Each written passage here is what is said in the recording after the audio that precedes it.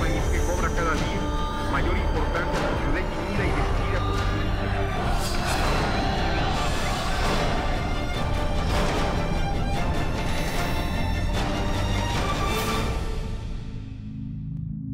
¿Corren cámaras?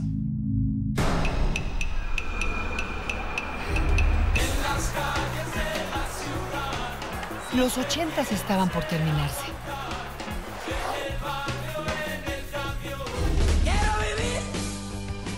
Era la década del pop y del rock en español. Y quiero que me entierren a ritmo de rock.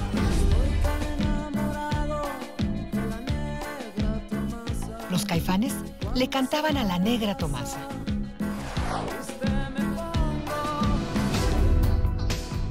Gustavo Cerati vivía la oportunidad de la fama.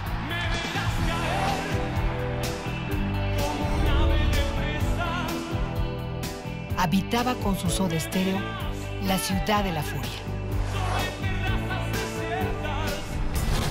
1988 fue un año de personajes. En el mundo, Benazir Bhutto llegó al poder en Pakistán. Se convirtió en la primera mujer en gobernar a un país musulmán. Ben Johnson, el invencible corredor canadiense.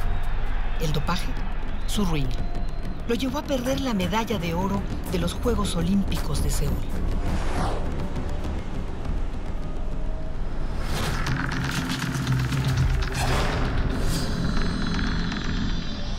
México buscaba recuperarse del lunes negro del 19 de octubre de 1987.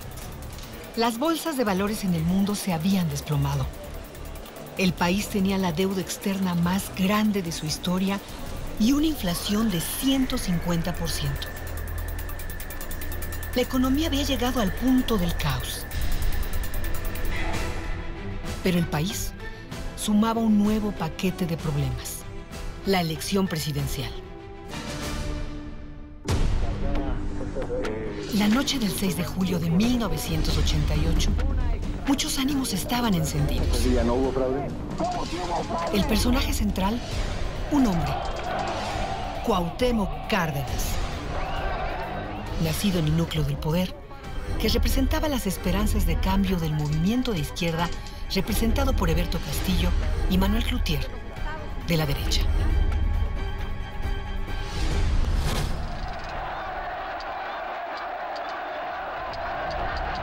La oposición tenía una presencia simbólica en la Cámara de Diputados y en el Senado. Los jóvenes en la izquierda guardaban la tradición de reunirse casi clandestinamente. La trova, identificada con la Revolución Cubana, era lo suyo.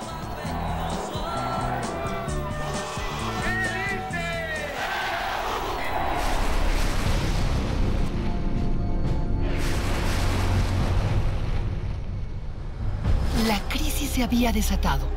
México estaba hundido en un conflicto. El Partido Revolucionario Institucional venía de afrontar una ruptura encabezada por un personaje controvertido en las élites políticas. Su nombre, Porfirio Muñoz Ledo. Esta vez, el sistema veía crecer una fuerza política que representaba un verdadero desafío. Invito a Carlos Salinas de Gortari a negociar.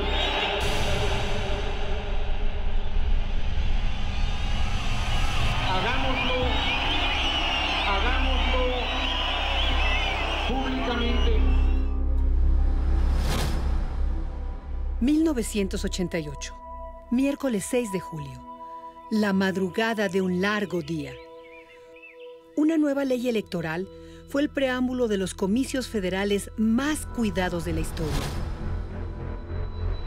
Las fuerzas de seguridad listas para actuar en caso de brotes violentos. Un ejército de notarios públicos aguardaba expectante para dar fe de la veracidad de cualquier denuncia.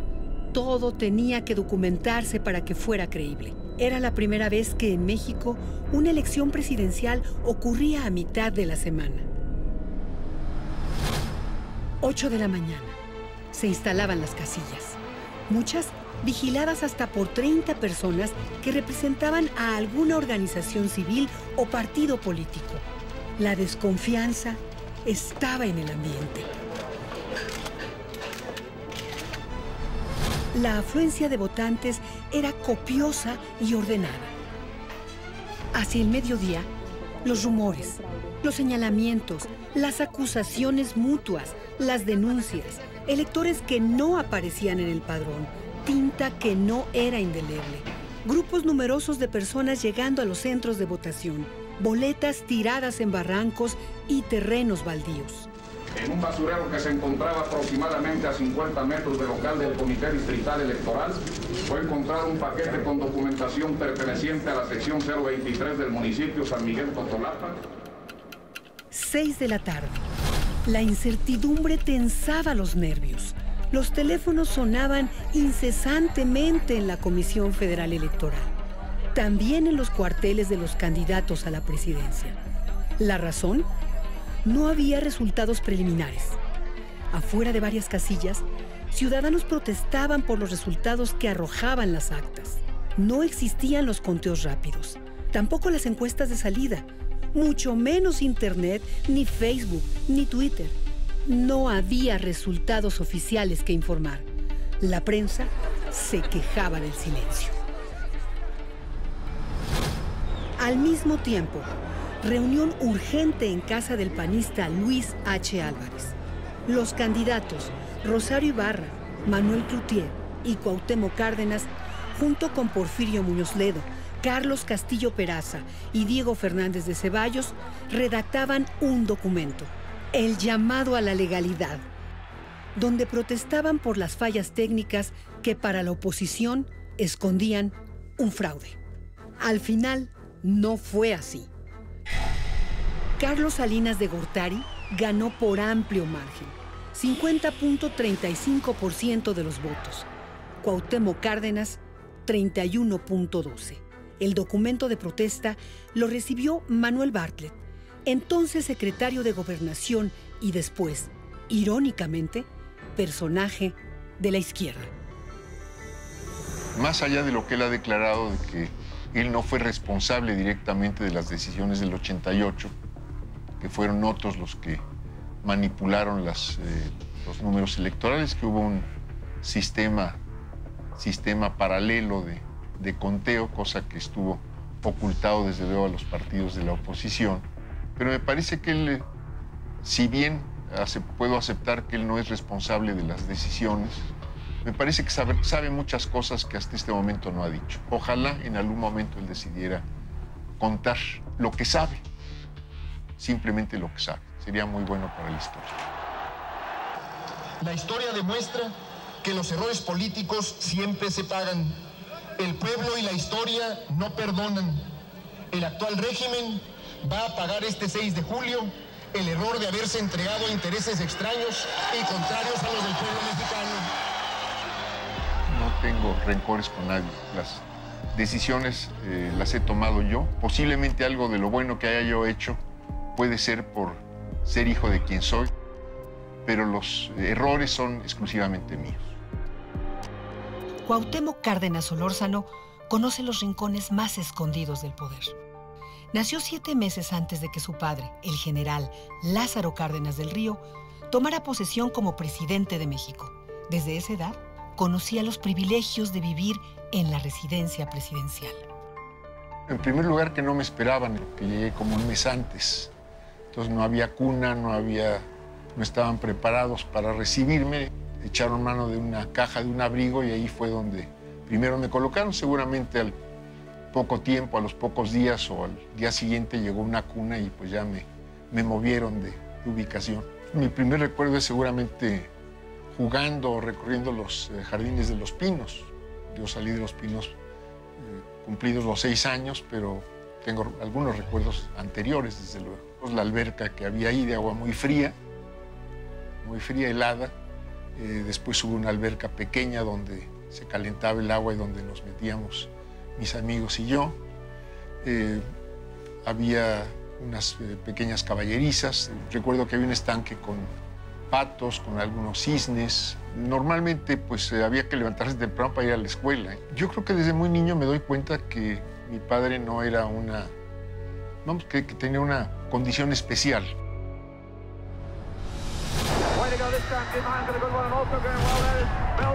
1968. México recibía las miradas del mundo al convertirse en sede de los Juegos Olímpicos. El PRI se encontraba en su apogeo. Los movimientos estudiantiles servían en diferentes partes del mundo y encontraron su eco en el país. El 2 de octubre no se olvida. Tampoco que le ejecutó el Batallón Olimpia. Cuauhtémoc Cárdenas manifestó estar alejado de uno de los eventos más trascendentes de la historia reciente de México. Yo estaba en esa época a cargo de la construcción de una presa en el río Balsas, en la costa de Michoacán, la presa José María Morelos o La Villita, y principalmente me tocó pues ver desde allá los acontecimientos. Estuve también haciendo algún viaje en esos meses por Europa, asistiendo a algunos congresos, y vi más de lejos que de cerca los acontecimientos. Yo no tenía ningún vínculo cercano con la universidad, más allá de ser un exalumno. El día 2 de octubre estaba yo aquí en México, por razones de trabajo estaba yo aquí en México, y en la noche estábamos justamente aquí, tanto mi esposa Celeste como yo, aquí en casa de mis padres, y bueno, empezamos a conocer, a saber lo que estaba sucediendo en Tlatelolco. Empezaron a llegar algunos amigos, llegó Luis Prieto con algún otro amigo, nos relataron lo que habían visto allá en la plaza. Hubo mucha preocupación. Mi padre le pidió en ese momento al propio Luis Prieto que fuera a alguna parte, a la Cruz Roja o a la Cruz Verde, a ver qué veía, quién encontraba, etc. Regresamos, estuvimos aquí pues hasta las primeras horas de la madrugada, hasta las 2, 3 de la mañana. Muy impactado, sin duda alguna, muy impactado, muy golpeado por lo que había sucedido. Es decir, nunca esperamos que hubiera una reacción de ese tamaño del gobierno.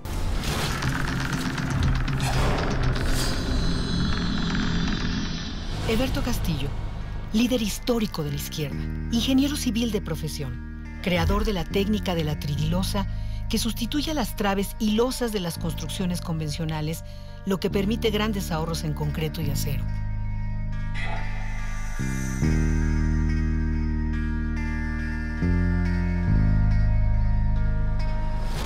Apoyó los movimientos de ferrocarrileros, normalistas, médicos y el estudiantil que tuvo su punto culminante en Tlatelolco.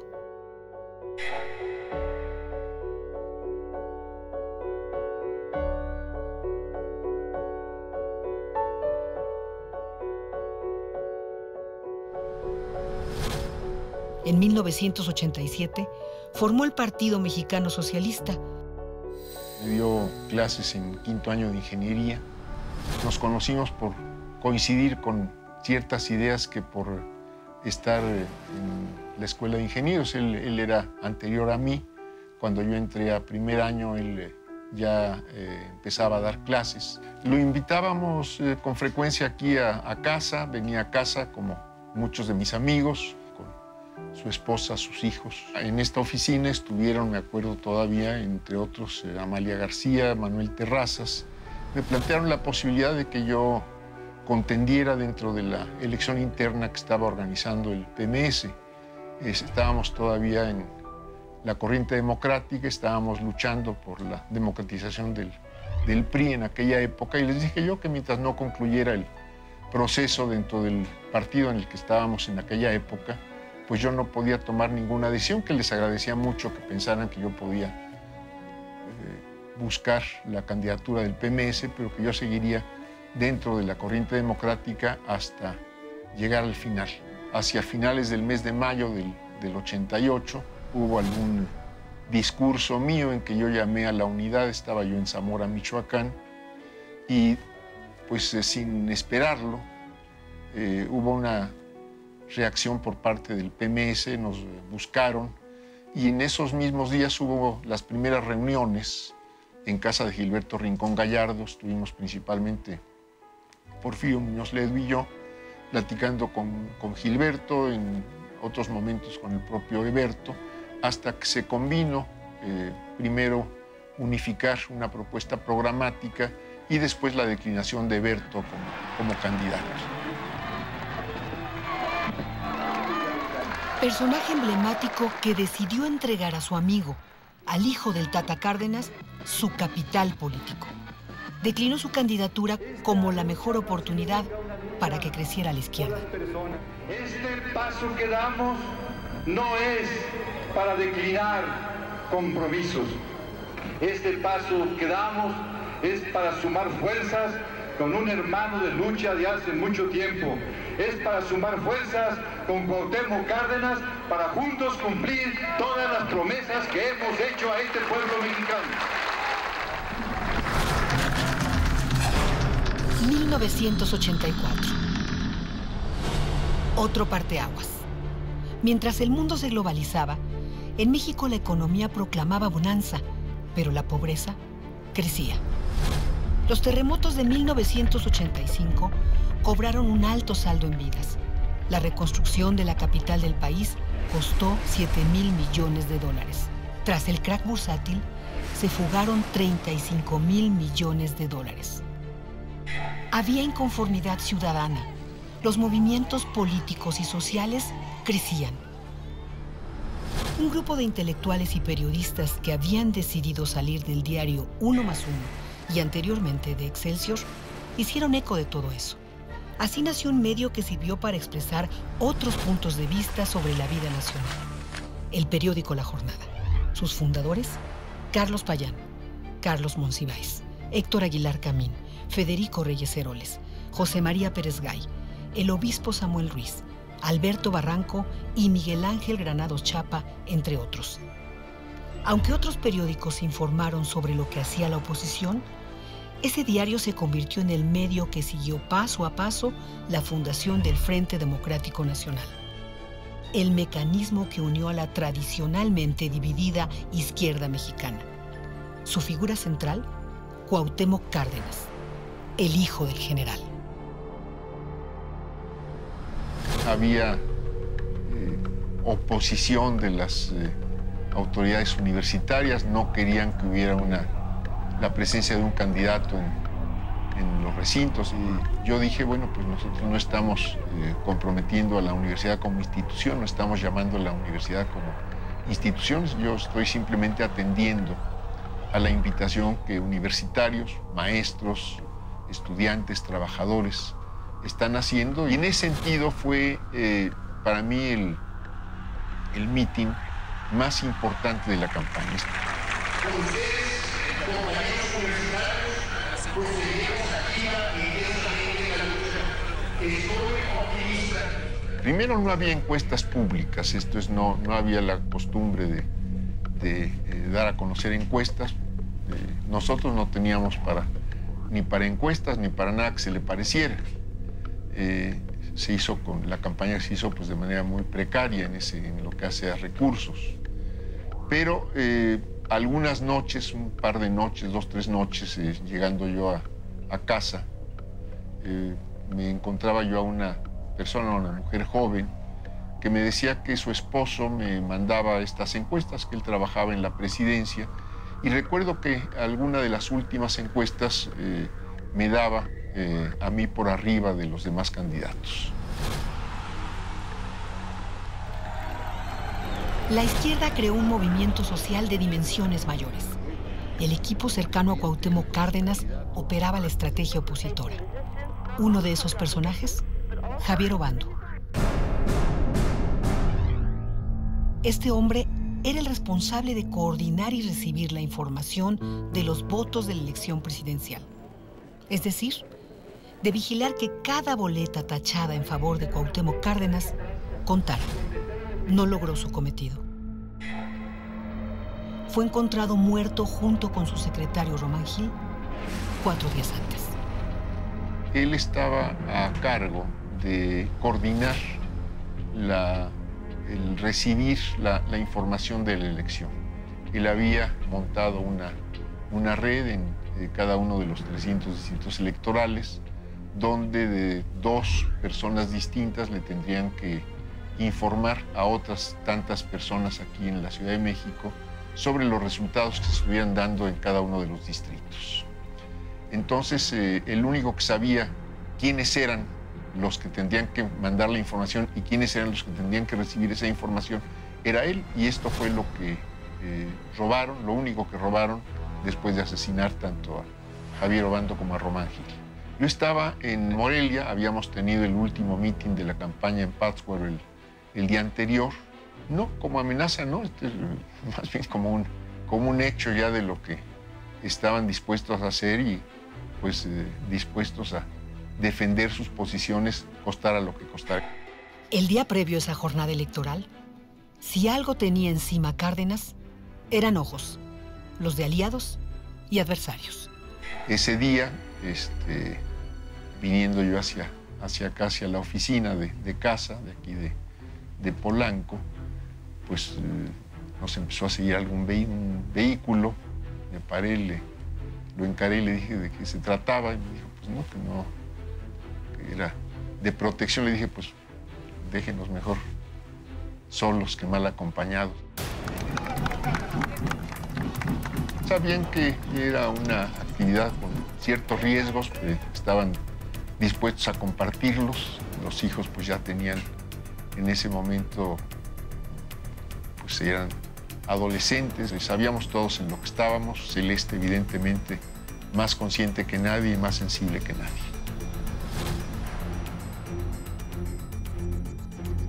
No sabíamos cómo estaba el conteo de votos.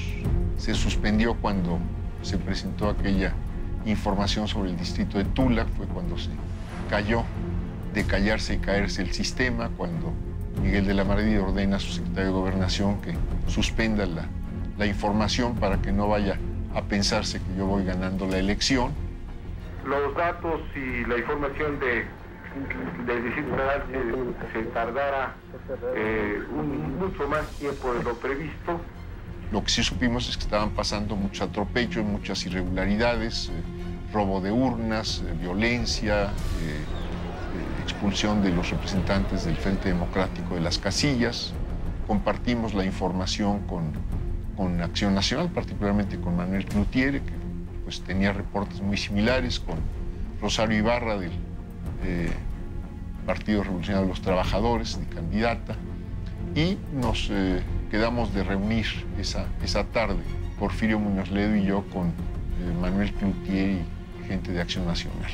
Porfirio, y quiero pensar que fue Carlos Castillo Peraza y Diego Fernández Ceballos, pero sobre todo Carlos Castillo Peraza, quienes redactaron un documento que por ahí de las 9:30 de la noche llevamos a la Comisión Federal Electoral que presidía Manuel Bartlett como secretario de Gobernación. La jornada electoral que acaba de concluir ha representado un despertar cívico del pueblo de México.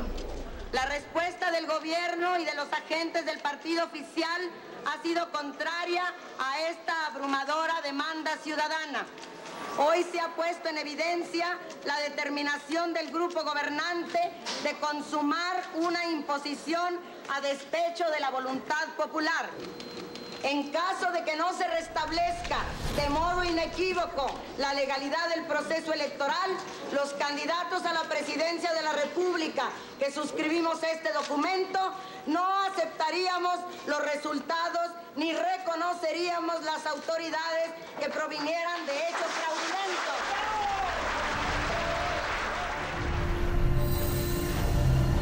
Un país que cobra cada día mayor importancia por su definida y decidida posición.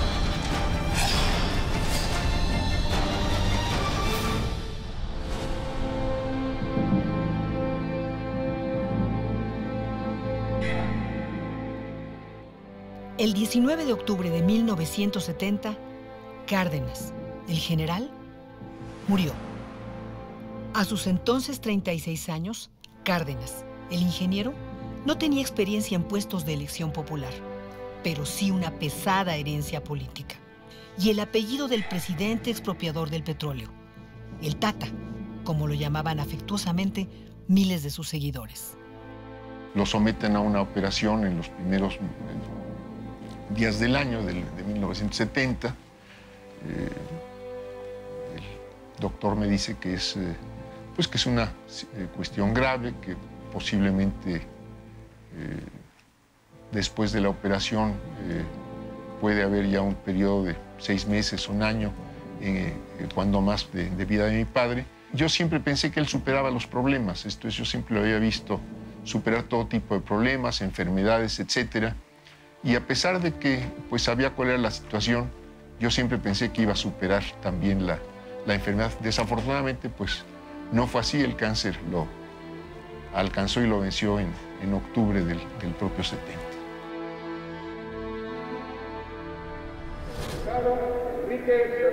Cuauhtémoc Cárdenas era militante del partido que había llevado a su padre a la presidencia, el Revolucionario Institucional. Por esa vía obtuvo diversas posiciones políticas. Inició la carrera en busca del Palacio de Gobierno de Michoacán, el estado de sus raíces familiares, la cuna de esa idea generalizada y bautizada como cardenismo que los historiadores definen como la institucionalización del partido en el gobierno. Es decir, el retiro de la figura de jefe máximo de la revolución que ostentaba Plutarco Elías Calles para dar paso a la participación de los sectores sociales. El impulso del agrarismo, la vida sindical y la educación como banderas del pueblo.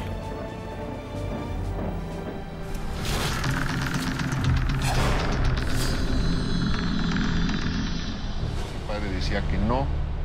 Yo quiero pensar que a veces se identifica cardenismo con lo que yo llamaría la posición avanzada de la Revolución Mexicana, la posición que tiende realmente a actualizar, desde luego, procedimientos y metas, y que busca el desarrollo de una sociedad democrática fundamentada en la igualdad. Yo nunca pensé participar electoralmente mientras él vivió.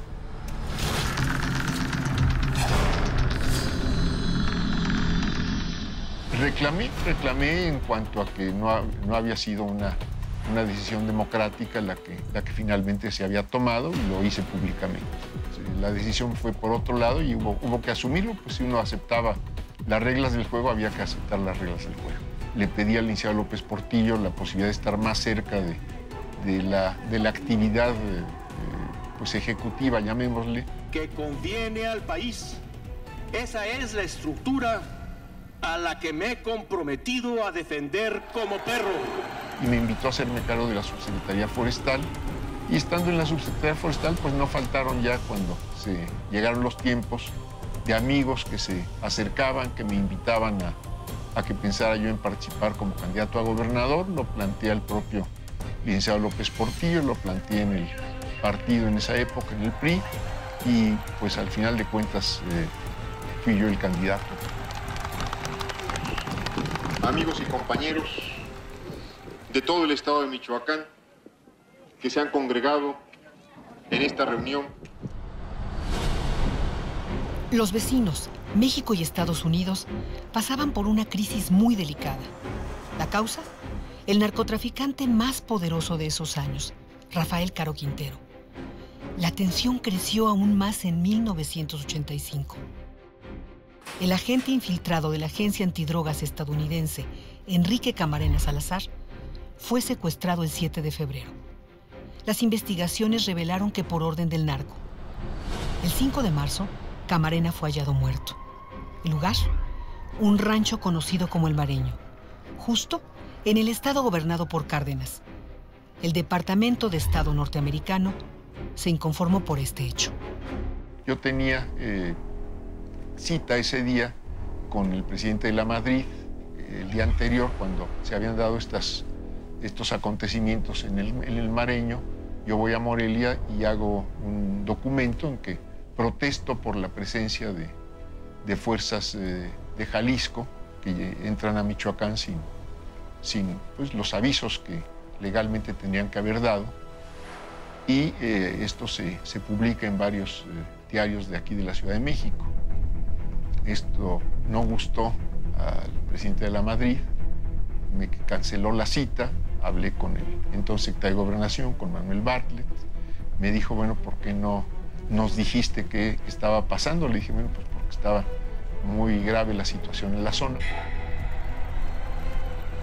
la candidatura priista a la presidencia ya no era una posibilidad. Entonces, Cárdenas y otros personajes, como Porfirio Muñoz Ledo, Ifigenia Martínez y Rodolfo González Guevara, crearon en 1986 la Corriente Democrática. Su propósito, obtener la candidatura y romper con el tradicional dedazo. Ese ritual político por el que el primer mandatario en turno ungía a su sucesor. Buscaban que el candidato fuera electo por los militantes. Así comenzó el rompimiento. Tanto el presidente de la República como el presidente del partido nos decían: síganle, vayan, el partido les dará todo tipo de facilidades, es importante lo que están planteando, y hasta ahí. Entonces nunca nos dijeron que no lo hiciéramos, las facilidades del partido nunca se dieron. Sabíamos que estábamos enfrentados pues con todo el sistema, empezando por un enfrentamiento muy directo con el propio presidente de la República y sus decisiones. Y esto sabíamos que era una fractura, y pues asumimos la responsabilidad. Secretario del Trabajo y de Educación, también presidente del PRI. Siendo embajador de México en la ONU, Porfirio Muñoz Ledo sería protagonista de un hecho que traspasaba fronteras. El diario The New York Times informaba sobre un altercado que protagonizó frente al departamento donde vivía en Manhattan. Señalaba que había roto el parabrisas de un automóvil que estorbaba su paso con la culata de una pistola. La Cancillería mexicana desmintió el incidente y aclaró que se había tratado de una acción defensiva de su guardaespaldas. La policía de Nueva York no detuvo a Muñoz Ledo porque se acreditó como diplomático, pero terminó siendo removido con la idea de evitar tensiones. Después de eso, concibió la Corriente Democrática dentro del PRI. Fue entonces que invitó a Cuauhtémoc Cárdenas y a otras figuras distinguidas del partido. Un año después, terminaron fuera del PRI. Su nuevo proyecto, el de los partidos y organizaciones agrupados en el Frente Democrático Nacional. Así, Cuauhtémoc Cárdenas consiguió ser candidato a la presidencia de la República. En ese momento pues ya teníamos información por los datos que directamente habían recogido los representantes del Frente Democrático Nacional en las distintas casillas. Teníamos ya un buen número de actas que nos hacían ver que hasta donde se podía saber, iba yo ganando la elección presidencial.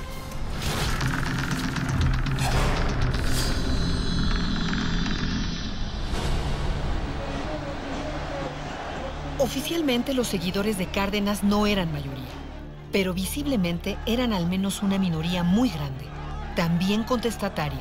Habían perdido el miedo. La inconformidad no era exclusiva de la izquierda. Incluso el líder más popular del principal partido de derecha, el panista Manuel Cloutier Maquio, era una figura decisiva en las protestas. Empresario nacido en Culiacán, Sinaloa, candidato presidencial del PAN en ese 1988. Había obtenido el 17% de la votación. Su exigencia, que se repitieran los comicios. Emitan su voto declarando nulas las elecciones presidenciales celebradas el 6 de julio. Pues sabíamos que no iba a ser fácil lo que estaba por delante. Habíamos conocido desde luego de este hecho en que Manuel Cloutier trató de acercarse a la Madrid, al presidente, para interpelarlo en algún acto que tenía el presidente en Bellas Artes.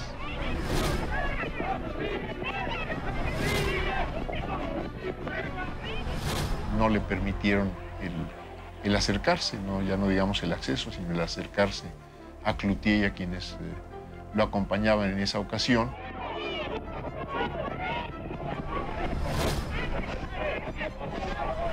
Pero sabíamos que esto no iba a estar desde ningún punto de vista fácil, que estábamos enfrentando a todo un sistema.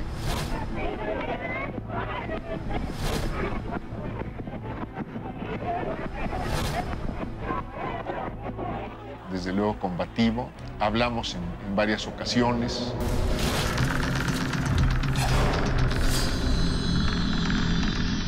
Llegó algún enviado de Manuel Camacho.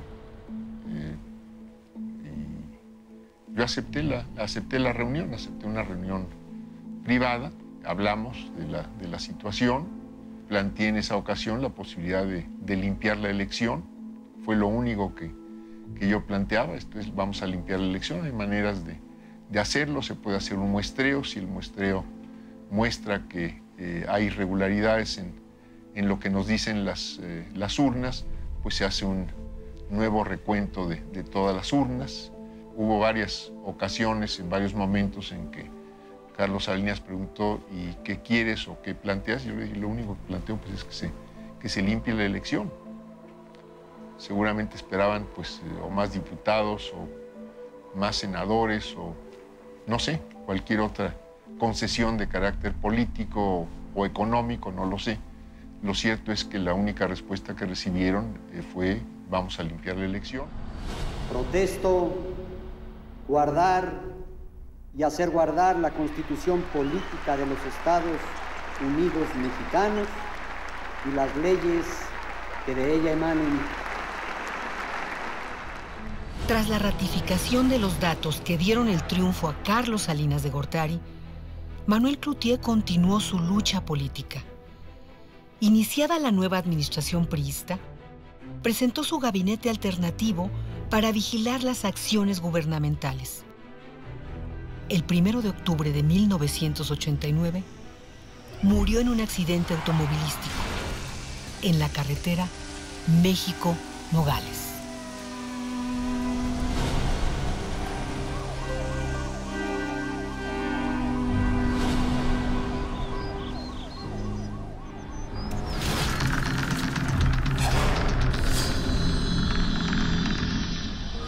Celeste Batel es una figura clave. Cuauhtémoc Cárdenas y ella han estado juntos por más de medio siglo. Siempre apartada de los reflectores. Nunca ha concedido una entrevista. Nació en Portugal y llegó a México a los 3 años. A los 20, se casó con el ingeniero.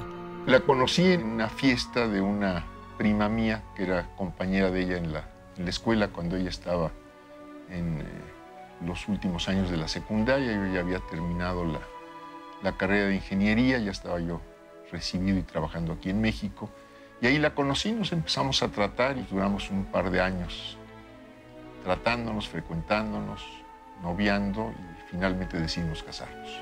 Los hijos, en primer lugar, compartimos ideas también respecto a cómo debiera ser el país y cómo debiera ser la sociedad y cómo debiera ser el mundo.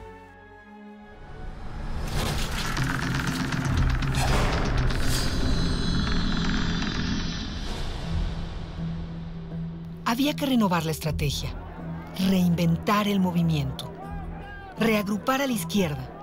El Frente Democrático Nacional se unificó en un nuevo partido, el de la Revolución Democrática.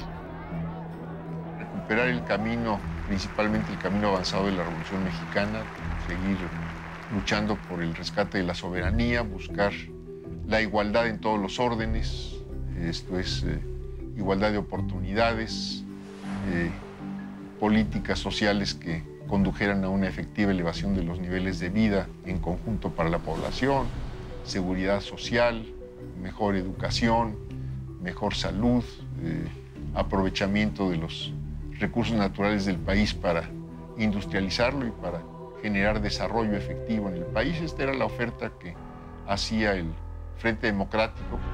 Tras ese convulso 1988, el país ya no era el mismo. Llegó una histórica reforma política electoral. Su negociador y operador, Fernando Gutiérrez Barrios, estratega priista. La leyenda popular y política lo ubica como seguidor de las acciones de Fouché, el célebre ministro de la policía francesa en tiempos de Napoleón. El gran logro de la reforma que Fernando Gutiérrez Barrios operó fue el nacimiento del Instituto Federal Electoral. Así, las elecciones dejaron de ser organizadas y supervisadas por el gobierno, aunque se preservaba al secretario de Gobernación a la cabeza. Los representantes del gobierno mantenían la mayoría en el Consejo General. El IFE estaba listo y se preparaba para la próxima contienda presidencial. 1994. El Tratado de Libre Comercio con Estados Unidos y Canadá mantenía también altas las expectativas económicas.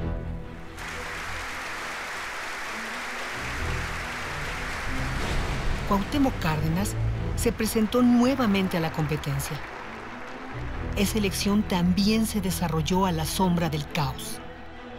En Chiapas, un movimiento armado. En Tijuana, el candidato priista, Luis Donaldo Colosio, asesinado. Lo conocí como funcionario de la Secretaría de Programación y Presupuesto.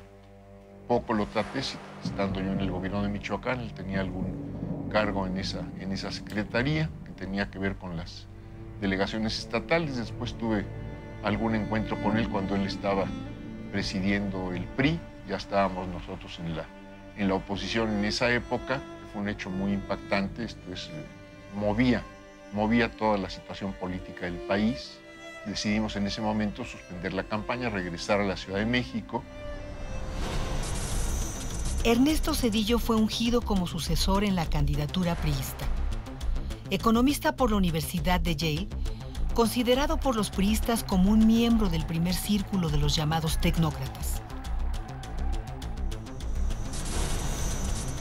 Ya en campaña, compitió con el panista de viejo y duro puño, Diego Fernández de Ceballos, un exitoso y varias veces polémico abogado.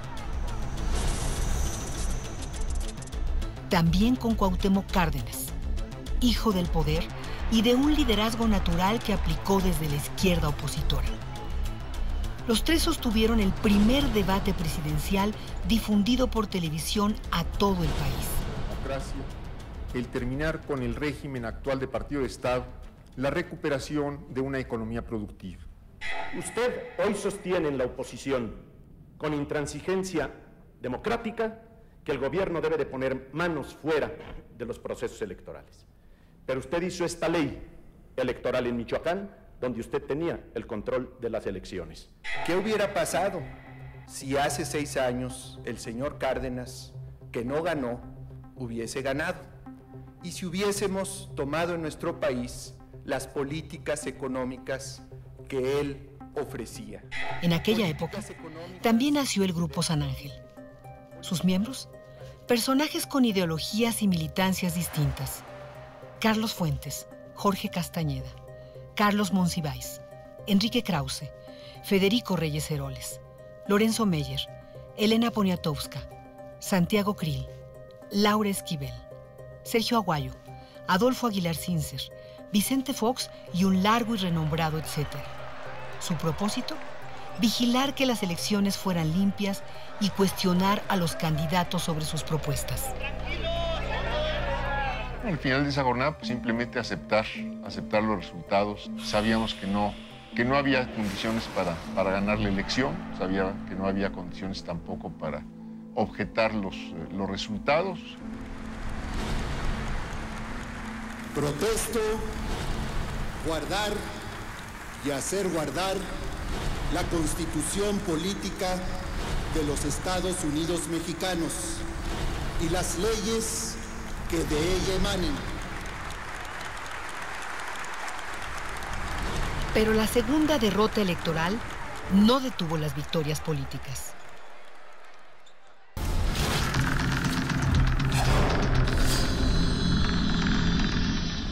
Tres años después, el IFE ya era auténticamente autónomo.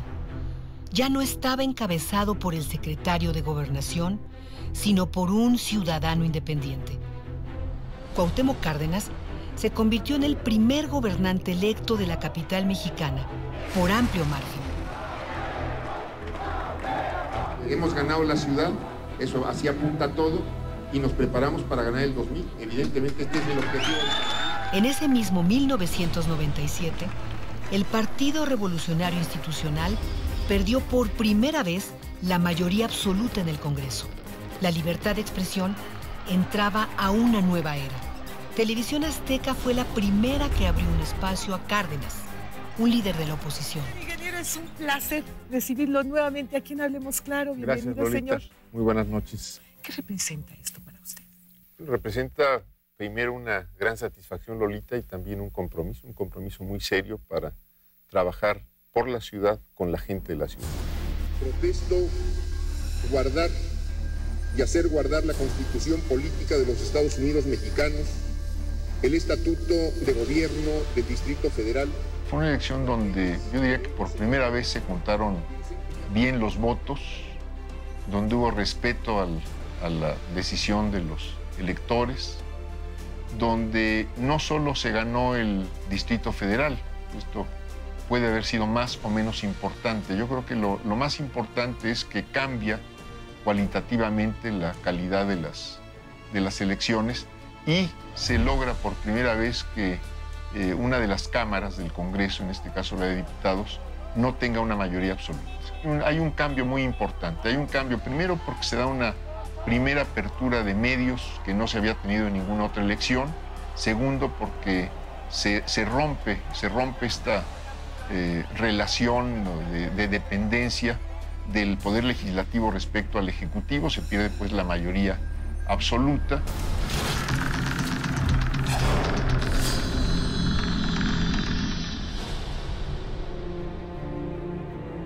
Llegó el nuevo milenio. A los 66 años de edad, Cuauhtémoc Cárdenas, quien niega estar obsesionado con la idea de ser presidente, volvió a presentarse como candidato. Era la tercera ocasión. Se buscó cómo llegar a una candidatura común. No se logra. Esto es, al final de cuentas, la primera propuesta de Acción Nacional fue una encuesta. La propuesta nuestra era una elección abierta. Al final de cuentas se nombra aquel grupo que llamaron los notables, que propuso hacer una encuesta y al mismo tiempo una elección en un número X de casillas. Yo dije que lo que decidieran los notables, este grupo de 6 o 7 personas, yo lo aceptaría. Vicente Fox no lo aceptó. Y llegó un nuevo debate. El primero convocado por la Cámara de la Industria de la Radio y la Televisión. Por el PRI, Francisco Labastida Ochoa, economista y político de larga carrera. Había sido secretario de Gobernación, de Agricultura y de Energía. También senador y gobernador de Sinaloa. Por el PAN, Vicente Fox, administrador de empresas, entonces aún no titulado en la Universidad Iberoamericana. Empresario por formación y por herencia familiar. Exgobernador de Guanajuato, panista poco ortodoxo. Miembro de la corriente iniciada por Manuel Cloutier, Maquillo. Por el PRD y su alianza de izquierda, por supuesto, Cuauhtémoc Cárdenas. El tiempo fue las 6:30, no está a las 6:30, vamos a lo que sigue. Vamos a lo que sigue, digo, no podemos estar a tu capricho, perdóname, no podemos estar a tu capricho. Vamos a lo que sigue. ¿El viernes hacemos el debate? Hoy. ¿El viernes? Hoy. El viernes. Hoy. Entonces, ¿cuál es la decisión de ustedes entonces? El Comité Técnico del IFE nos señala que a partir de los 2 conteos rápidos se puede establecer la siguiente conclusión. El primer lugar lo tiene la coalición Alianza por el Cambio, que postuló a Vicente Fox con una estimación de votos emitidas entre el 39 y el 45%. Justo ahora, el propio IFE nos ha comunicado a todos los mexicanos que cuenta ya con información ciertamente preliminar, pero suficiente y confiable para saber que el próximo presidente de la República será el licenciado Vicente Fox Quesada.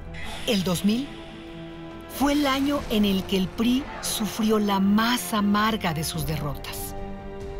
Por primera vez en la historia, salió de la residencia presidencial. Lo sacó la derecha.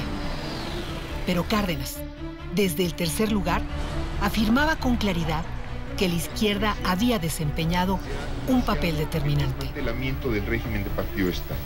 Es un logro muy importante del cual nosotros debemos preciarnos y al cual hemos dado nosotros una contribución.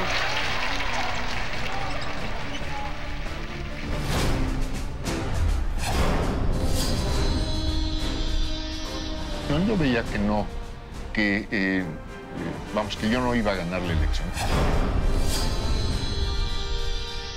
Yo sigo trabajando por las mismas ideas y por los mismos objetivos por los que he trabajado políticamente. Esto es la soberanía del país, la igualdad de los mexicanos, impulsar la democracia, pero yo creo que ya las participaciones electorales les corresponden a otros.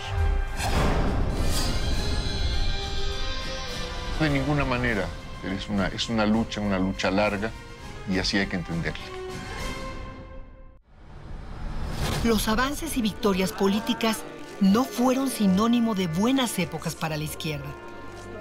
Las nuevas posiciones de poder en la capital mexicana, en otros estados y en el Congreso ocasionaron nuevas disputas.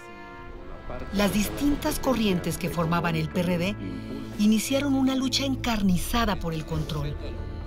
Las divisiones se acentuaron.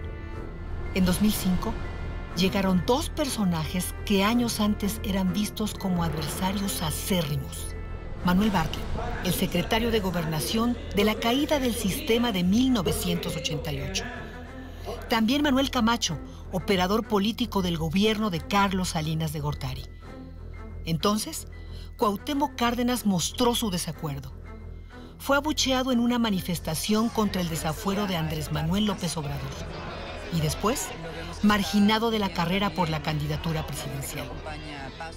Para el 2006, López Obrador se convirtió en la nueva estrella de la izquierda.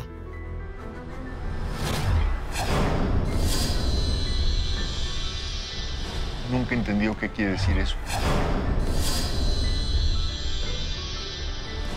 No llevo cuenta de ello, seguramente más de algo.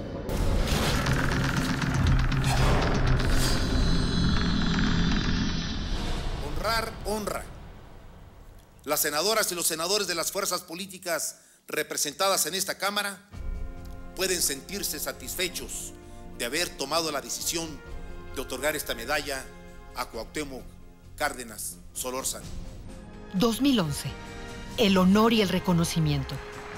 Cuauhtémoc Cárdenas recibió, por primera vez con el consenso de todos los partidos, la medalla Belisario Domínguez, la condecoración máxima que otorga el Senado a los ciudadanos sobresalientes.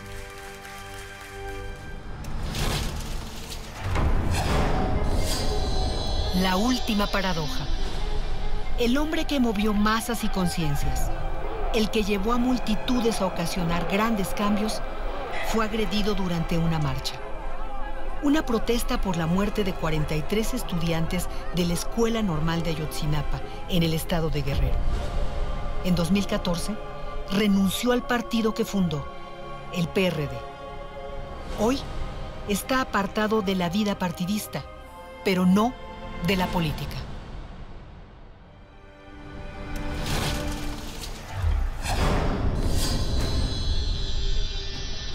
Buscando en primer lugar que recuperemos el control de nuestro petróleo, que el petróleo pueda servir para el beneficio del país y no sea entregado a intereses contrarios a los de México. Esta es la lucha inmediata, pero yo diría que la lucha por la soberanía, por profundizar la vida democrática, pues es una lucha de toda la vida. Qué gusto haber podido tener esta buena charla con usted.